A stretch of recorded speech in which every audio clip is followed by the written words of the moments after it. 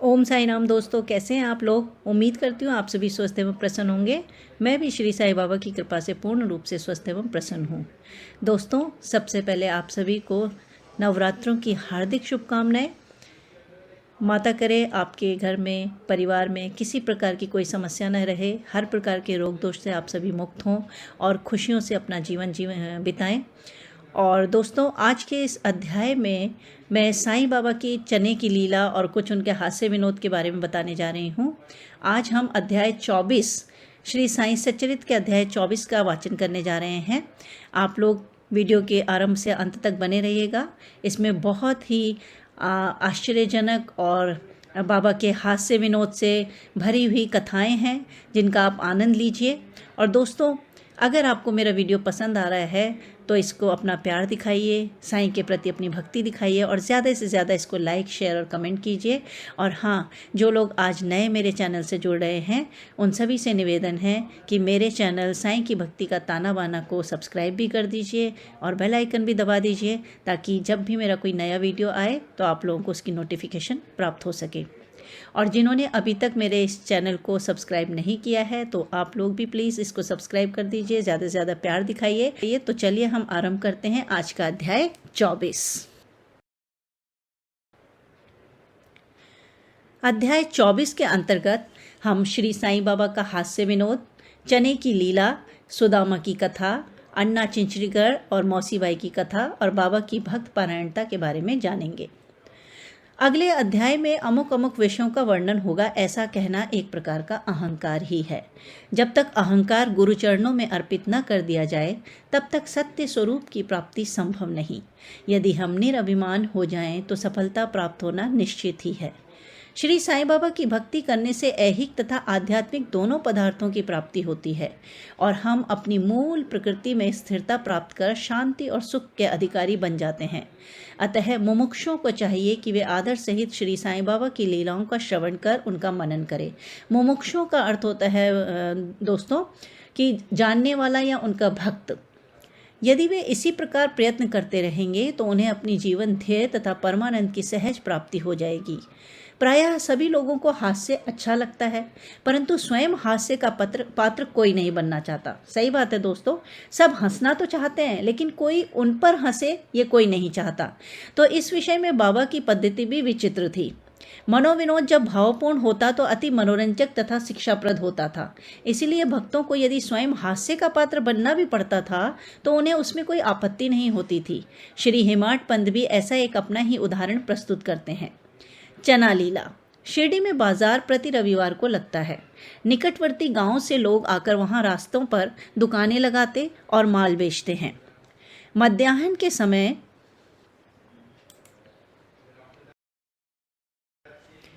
मस्जिद लोगों से ठसाठस भर जाया करती थी, परंतु इतवार के दिन तो लोगों की इतनी अधिक भीड़ होती कि प्रायः दम ही घुटने लगता था। ऐसे ही एक रविवार के दिन श्री हेमाड पंत बाबा की चरण सेवा कर रहे थे। श्यामा बाबा के बाईं ओर व वामन राव बाबा के दाहिनी ओर थे। इस अवसर पर श्रीमान बोटी साहेब और काका साहेब दीक्षित भी वहां उपस्थित थे। तब श्यामा ने हंसकर अन्ना साहेब से कहा कि देखो, तुम्हारे कोट की बाह पर कुछ चने लगे हुए से लग रहे हैं। ऐसा कहकर श्यामा ने उनकी बाह स्पर्श की, जहाँ कुछ चने के दाने मिले। जब हेमाड पंत ने अपनी बाही कोहनी सीधी की तो चने के कुछ दाने लुढ़क कर नीचे भी गिर पड़े, जो उपस्थित लोगों ने उठाए। भक्तों को तो हास्य का विषय मिल गया और सभी आश्चर्यचकित होकर भांति भांति के अनुमान लगाने लगे, परंतु कोई भी यह ना जान सका कि ये चने के दाने वहां आए कहाँ से और इतने समय तक उसमें कैसे फंसे रहे। इसका संतोषप्रद उत्तर किसी के पास नहीं था, परंतु इस रहस्य का भेद जानने को हर कोई उत्सुक था। तब बाबा कहने लगे कि इन महाशय अन्ना साहेब को एकांत में खाने की बुरी आदत है। आज बाजार का दिन है और ये चने चबाते हुए यहाँ आए हैं। मैं तो इनकी आदतों से भली भांति परिचित हूँ और ये चने मेरे कहने की सत्यता के प्रमाण हैं। इसमें आश्चर्य की बात ही क्या है? हेमाड पंत बोले कि बाबा, मुझे कभी भी एकांत में खाने की आदत नहीं है, फिर इस प्रकार मुझ पर दोषारोपण क्यों करते हैं? अभी तक मैंने शिरडी के बाजार के दर्शन भी नहीं किए तथा आज के दिन तो मैं भूल कर भी बाजार नहीं गया। तब उनके खाने की बात तो दूर है, भोजन के समय भी जो मेरे निकट होते हैं उन्हें उनका उचित भाग दिए बिना मैं कभी भोजन ग्रहण नहीं करता। बाबा बोले, तुम्हारा कथन सत्य है, परंतु जब तुम्हारे समीप ही कोई ना हो तो तुम या हम कर ही क्या सकते हैं? अच्छा बताओ, क्या भोजन करने से पूर्व तुम्हें कभी मेरी स्मृति भी आती है? क्या मैं सदैव तुम्हारे साथ नहीं हूं?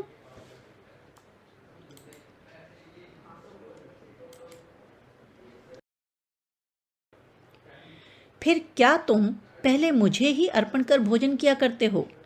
इस घटना द्वारा बाबा क्या शिक्षा प्रदान कर रहे हैं, थोड़ा इस ओर ध्यान देने की आवश्यकता है।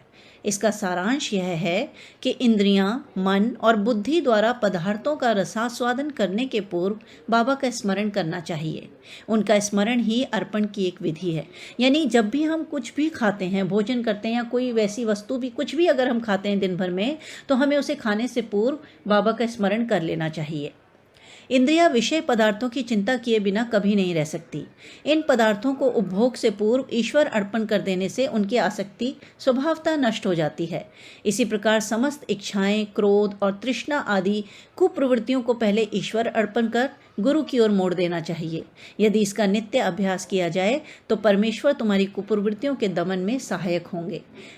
दोस्तों, कहने का अभिप्राय यह है कि यदि हमारे मन में कोई बुरी प्रवृत्ति या बुरा भाव आता है तो सबसे पहले हमें ईश्वर को याद कर लेना चाहिए, ताकि वो बुरा भाव ईश्वर अपनी ओर मोड़कर हमें उन बुरे भावों से मुक्त कर दे।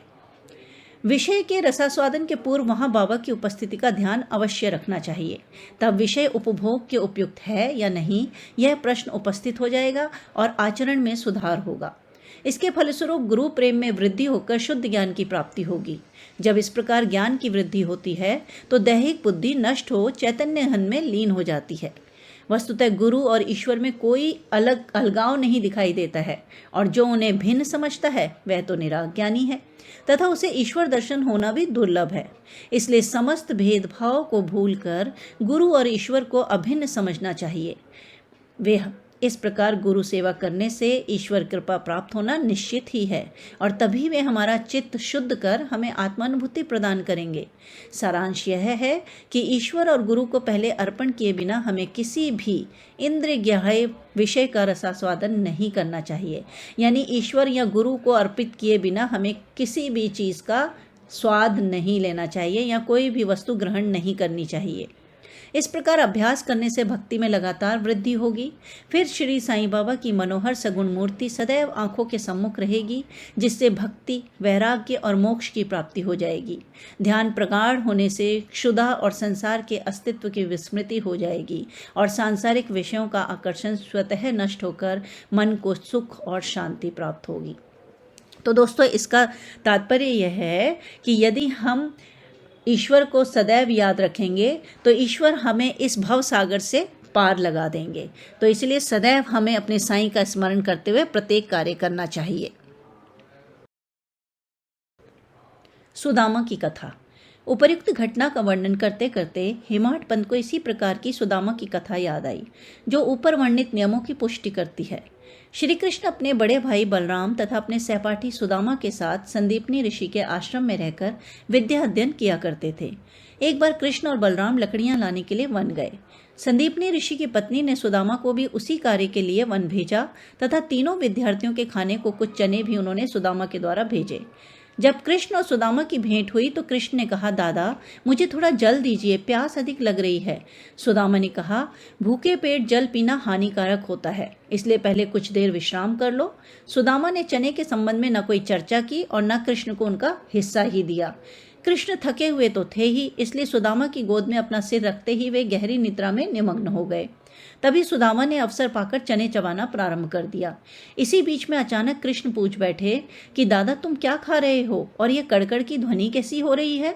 सुदामा ने उत्तर दिया कि यहाँ खाने को है ही क्या, मैं तो शीत से कांप रहा हूँ और इसलिए मेरे दांत कड़कड़ बज रहे हैं।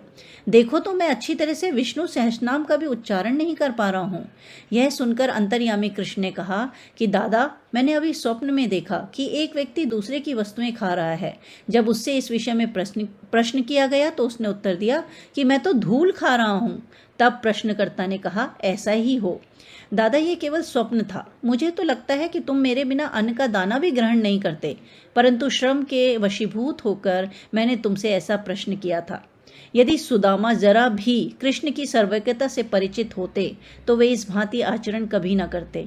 श्री कृष्ण के लंगोटिया मित्र होते हुए भी सुदामा को अपना शेष जीवन दरिद्रता में व्यतीत करना पड़ा, परंतु केवल एक ही मुट्ठी रूखे चावल उनकी पत्नी सुशीला ने अत्यंत परिश्रम से अर्जित किए थे। भेंट करने पर श्री कृष्ण बहुत प्रसन्न हो गए और उन्हें उसके बदले में स्वर्ण नगरी प्रदान कर दी। जो दूसरों को दिए बिना एकांत में खाते हैं, उन्हें इस कथा को सदैव स्मरण रखना चाहिए। श्रुति भी इस मत का प्रतिपादन करती है कि पहले ईश्वर को ही अर्पण करें, उसके पश्चात वो अर्पित हो जाने के बाद ही उसे ग्रहण करें। यही शिक्षा बाबा ने हास्य के रूप में दी है। अन्ना चिंचलीकर और मौसीबाई। अब श्री हेमाड पंत एक दूसरी हास्यपूर्ण कथा का वर्णन करते हैं, जिसमें बाबा ने शांति स्थापन का कार्य किया है। दामोदर घनश्याम बावरे उपनाम अन्ना चिंचीकर बाबा के भक्त थे। वे सरल, सुदृढ़ और निर्भीक प्रकृति के व्यक्ति थे। वे निडरता पूर्वक स्पष्ट भाषण करते और व्यवहार में सदैव नगद नारायण से थे। यद्यपि व्यवहारिक दृष्टि से वे रूखे और असहिष्णु प्रतीत होते थे, परंतु अंतःकरण से कपटहीन और व्यवहार कुशल थे। इसी कारण बाबा उन्हें विशेष प्रेम करते थे। सभी भक्त अपनी अपनी इच्छा के अनुसार बाबा के अंग अंग को दबा रहे थे। बाबा का हाथ कटहरे पर रखा हुआ था। दूसरी ओर एक वृद्ध विधवा उनकी सेवा कर रही थी, जिनका नाम वेणुबाई कौजलकी था।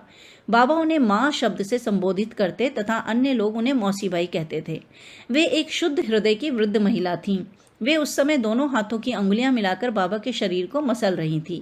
जब वे बलपूर्वक उनका पेट दबाती तो पेट और पीठ का प्रायः एकीकरण हो जाता था, यानी वो पेट इतने जोर से दबाती कि पेट और पीठ मिल जाते थे। बाबा भी इस दबाव के कारण यहाँ वहाँ सरक रहे थे। अन्ना दूसरी ओर सेवा में व्यस्त थे। मौसीबाई का सिर हाथों की परिचालन क्रिया के साथ नीचे ऊपर हो रहा था, यानी मौसीबाई जब बाबा का पेट दबा रही थी तो उनका हाथ ऊपर नीचे चल रहा था। जब इस प्रकार दोनों सेवा में जुटे थे तो अनायास ही मौसीबाई का मुख अन्ना के अति निकट आ गया। मौसीबाई विनोदी प्रकृति के होने के कारण ताना देकर बोली कि अन्ना बहुत बुरा व्यक्ति है। यह मेरा चुंबन करना चाहता है। इसके केश तो पक गए हैं, परंतु मेरा चुंबन करने से इसे तनिक भी लज्जा नहीं आती है। यह सुनकर अन्ना क्रोधित होकर बोले, तुम कहती हो कि मैं एक वृद्ध और बुरा व्यक्ति हूँ? क्या मैं मूर्ख हूँ? तुम खुद ही छेड़खानी करके मुझसे झगड़ा कर रही हो। वहाँ उपस्थित सब लोग इस विवाद का आनंद ले रहे थे। बाबा का स्नेह तो दोनों पर था, इसलिए उन्होंने कुशलता पूर्वक विवाद का निपटारा कर दिया। वे प्रेम पूर्वक बोले, अरे अन्ना, व्यर्थ ही क्यों झगड़ रहे हो? मेरी समझ में नहीं आता कि माँ का चुंबन करने में दोष ही क्या है। बाबा के शब्दों को सुनकर दोनों शांत हो गए और सब उपस्थित लोग भी जी भरकर ठहाका मारकर बाबा के विनोद का आनंद लेने लगे। बाबा की भक्त परायणता। बाबा भक्तों को उनकी इच्छानुसार ही सेवा करने दिया करते थे और इस विषय में किसी प्रकार का हस्तक्षेप उन्हें सहन नहीं था। एक अन्य अवसर पर मौसीबाई बाबा का पेट बलपूर्वक मसल रही थी, जिसे देखकर दर्शकगण व्यग्र होकर मौसीबाई से कहने लगे कि माँ, कृपा कर धीरे धीरे ही पेट दबाओ। इस प्रकार मसलने से तो बाबा की अंतड़ियाँ और नाड़ियाँ ही टूट जाएंगी। वे इतना कह भी नहीं पाए थे कि बाबा अपने आसन से तुरंत उठे और अंगारे के समान लाल आंखें क्रोधित हो गए। साहस किसे था जो उन्हें रोके? उन्होंने दोनों हाथों से सटके का एक छोर पकड़ नाभि में लगाया और दूसरा छोर पास वाले खंबे में लगा के उसे पेट से धक्का देने लगे। सटका लगभग 2 या 3 फुट लंबा था। अब ऐसा प्रतीत होने लगा कि वह पेट में छेद कर प्रवेश कर जाएगा। लोग भयभीत हो उठे कि अब पेट फटने ही वाला है। अब बाबा अपने स्थान पर दृढ़ हो उसके अत्यंत समीप होते जा रहे थे और हर पल पेट फटने की आशंका हो रही थी। सभी किंकरते विमूढ़ हो रहे थे। वे आश्चर्यचकित और भयभीत हो ऐसे खड़े थे मानो गूंगों का समुदाय हो। यथार्थ में भक्तगण का संकेत मौसीबाई को केवल इतना ही था कि वे सहज रीति से सेवा शुश्रूषा करें। किसी की इच्छा बाबा को कष्ट पहुंचाने की नहीं थी। भक्तों ने तो यह कार्य केवल सद्भावना से प्रेरित होकर ही किया था, परंतु बाबा तो अपने कार्य में किसी का हस्तक्षेप जरा भी नहीं होने देना चाहते थे। भक्तों को आश्चर्य हो रहा था कि शुभ भावना से प्रेरित कार्य दुर्गति में कैसे परिणत हो गया और वे केवल दर्शक बने रहने के अतिरिक्त कर ही क्या सकते थे। भाग्यवश बाबा का क्रोध शांत हो गया और सटका छोड़कर वे पुनः आसन पर विराजमान हो गए। इस घटना से भक्तों ने शिक्षा ग्रहण की कि अब दूसरों के कार्य में कभी भी हस्तक्षेप न करेंगे और सबको उनकी इच्छानुसार ही बाबा की सेवा करने देंगे। केवल बाबा ही सेवा का मूल्य आंकने में समर्थ थे। ओम श्री सद्गुरु साईनाथार्पण मस्तु। शुभम भवतु। ओम सच्चिदानंद सद्गुरु साईनाथ महाराज की जय। तो दोस्तों, अगर आपको मेरा वीडियो पसंद आया है तो वीडियो को लाइक कीजिए, शेयर कीजिए, कमेंट कीजिए और चैनल को सब्सक्राइब कर दीजिए और घंटी दबाना मत भूलिएगा। जो लोग पहली बार मेरा वीडियो देख रहे हैं वो पुराने वीडियो देखने के लिए नीचे डिस्क्रिप्शन बॉक्स में दिए गए लिंक पर जाकर देख सकते हैं। और नया वीडियो आने तक स्वस्थ रहिए, प्रसन्न रहिए और दूसरों को भी प्रसन्न रखिए और अपने मन को ज़रूर प्रसन्न रखिए, क्योंकि मन के हारे हार है, मन के जीते जीत। ओम साईं राम।